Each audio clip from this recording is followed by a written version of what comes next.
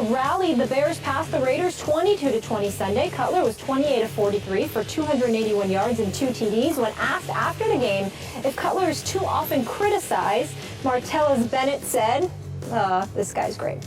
They threw rocks at Jesus, and Jesus was an excellent guy who did a lot of awesome stuff. Our guy, Skip. I'd say he was. Marty, He's an excellent guy. Marty to Cuddy, comparing him to Jesus like only a Bennett brother can. Skip. And y'all find this humorous?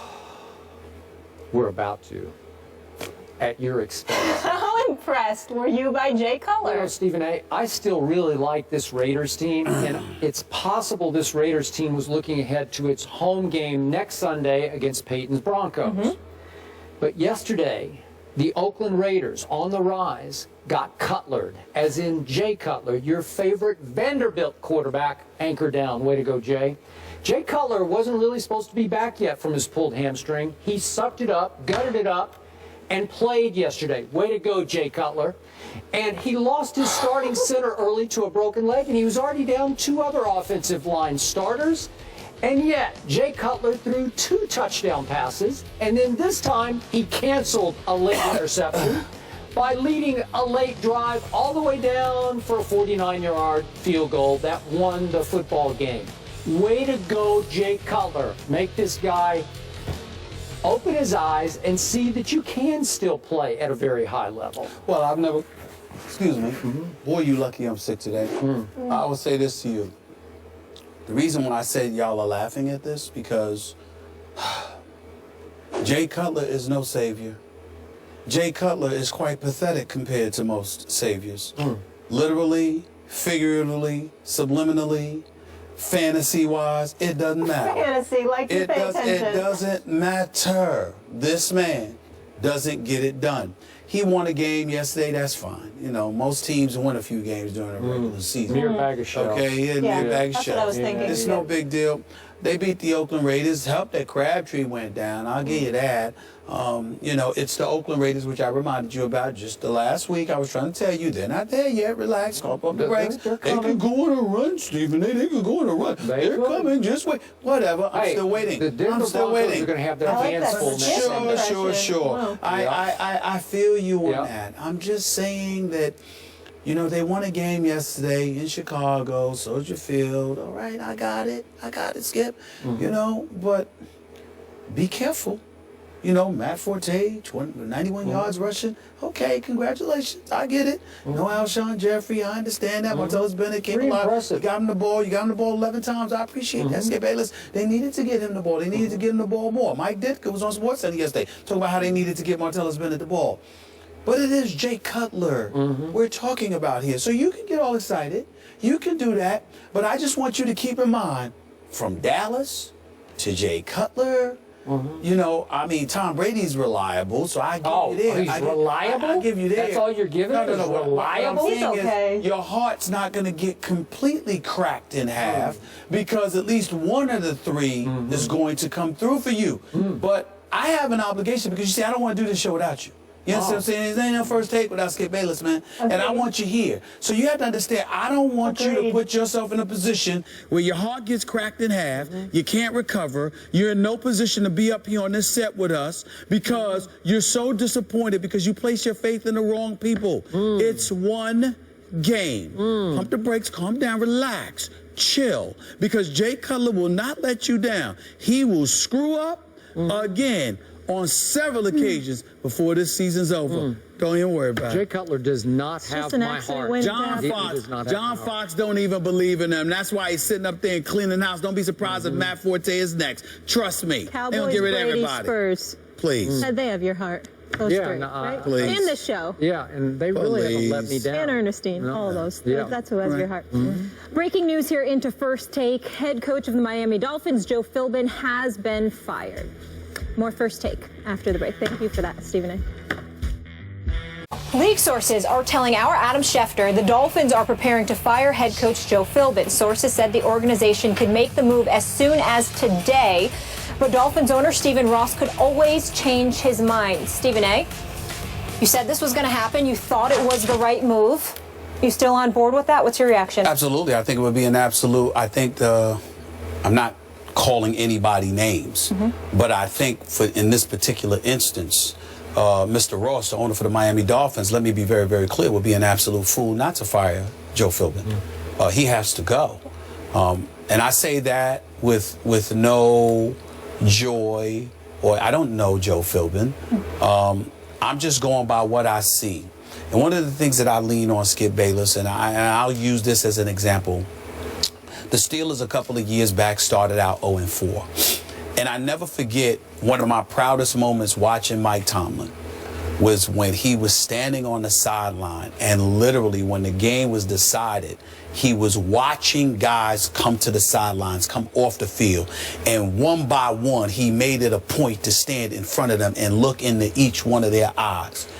And when they asked him about it later, he said, I want to make sure I know who's going to quit and who's not.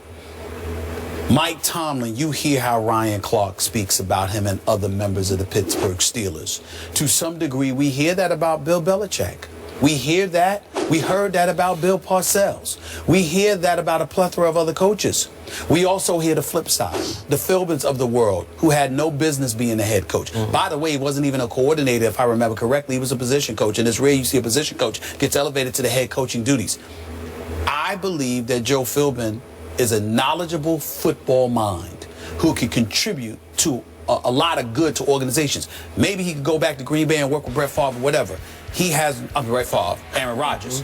He has no business being a head football coach in the National Football League. I do not believe he is a leader of men. I do not believe that he is somebody that can galvanize the troops and to inspire them to go all out. Although it wasn't as ugly as people want to surmise, the bottom line is they went to London, England yesterday and lost to the New York Jets, and after the meeting with the defensive coordinator, who definitely is going to go because the players can't stand playing for him, the bottom line is they gave up 160-plus yards to Chris Ivory, okay?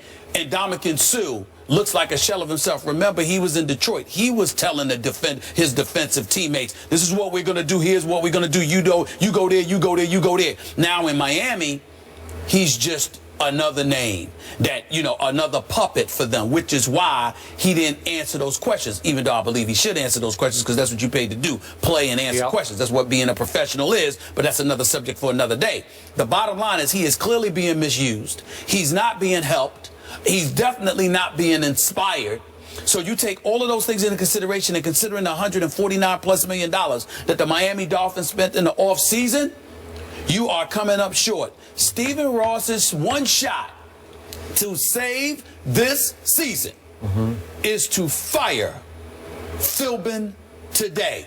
I'm sad about it because I don't wish that on anybody. I swear to you. I don't want anybody to impede anybody's ability to take care of their families.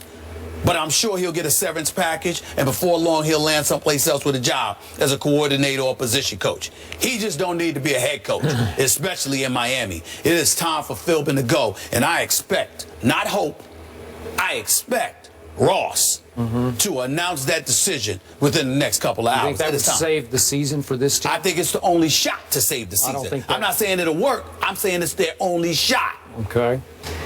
I have thought Philbin was in over his head since, remember when Hard Knocks did the Dolphins camp? Yeah. Lost track. With him and Ocho Cinco. Yeah, that really rubbed me the wrong way, too. Me too. Yeah. Okay, the problem here is that somebody committed long-term to Ryan Tannehill as the face of the franchise quarterback. And that was a big mistake. And I said it before the draft, but right now Ryan Tannehill's QBR is 32 on a scale of 0 to 100. And yesterday, on third down, Ryan Tannehill's offense was 0 for 12, and on fourth down, 0 for 4, a combined 0 for 16. He's not good enough to save the season. That's just me.